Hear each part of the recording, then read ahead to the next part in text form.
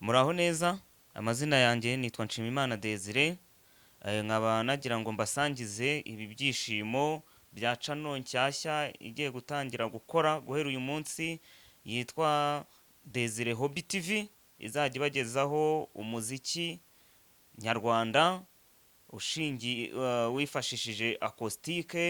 Byaba byiza n'abashaka kwiga kuyicuranga, abashaka kwiga online cyangwa kunsanga aho mbarizwa, banyandikira kuri WhatsApp yanjye muri bubone hasi kuri taburo.